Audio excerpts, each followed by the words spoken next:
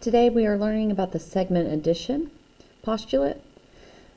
A segment is a line with two endpoints. So what this says, if you have points A, B, and C and they're all in the same line, then the distance between A and B plus the distance between B and C equals the distance from A to C. So all that means is if this is 5 and this is 20, right? AB is 5, BC is 20, then A all the way to C, that's your whole distance. That would mean we do 5 plus 20, which equals 25. So I could do like this to show that. So we are going to use equations to solve problems like this with the segment addition postulate. So your steps are to draw and label a picture if needed, set up an equation, solve, and then check to make sure you answered the question. So let's look at example 1. Given the segment below, AB is 10, BC is 3, CD is 4, how long is AD? So it says AB is 10. That means from A to B is 10. So I'm going to label it. B to C is 3. So from there to there is 3. C to D is 4. So C to D is 4. So it says how long is the segment A to D? So what that's saying is you're going that entire length from A to D. So to find AD, all you have to do is add up the segments that make up that whole distance, which is 17. Don't forget your units. Sorry, y'all couldn't see. Example 2 says EG is 59, EF is 8x minus 14, FG is 4x plus 1. What are EF and FG? So let's see, EG is 59. So that means this whole thing is 59. Then it says EF, so from E to F is 8x minus 14. F to G is 4x plus 1. So we don't know what x is, but we know that these two segments add up to equal this 59. So we are going to set up an equation. So we're going to say 8x minus 14 plus 4x plus 1 equals 59. And the reason is because this is EF, this is FG, and together they will make 59. So this looks similar to what we were doing last week with solving equations.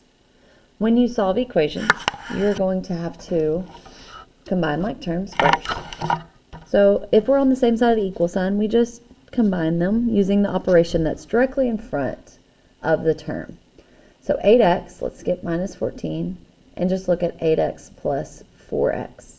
That's 12x.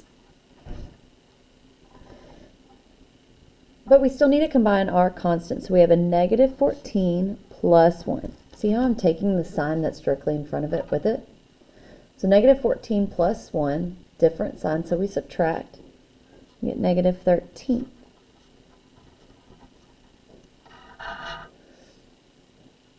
Okay, now we just have a two-step equation. So you always start with the add or subtract. So what's being added or subtracted to the x value, x term, this negative 13, so we do the opposite. So we get 12x equals 59 plus 13. Well, 9 plus 3 is 12. Carry the 1, 5, 6, 7.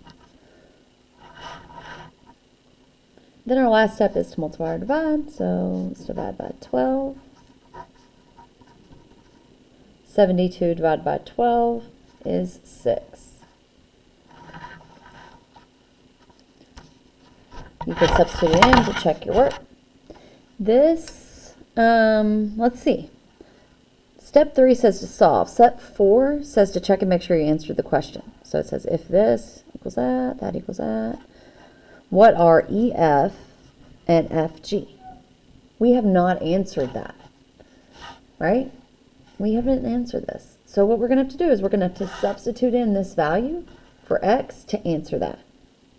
So that means that EF is going to be found by doing 8 times the x value times 6 minus 14.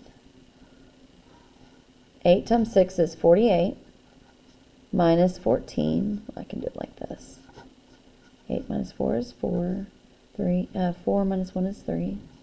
So EF equals 34.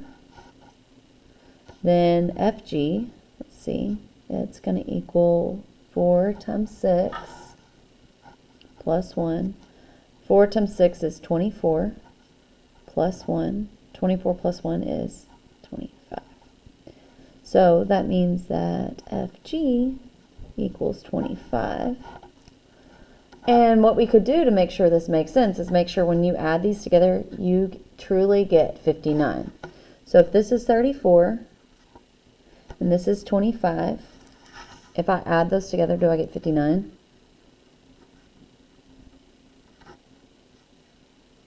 Yes.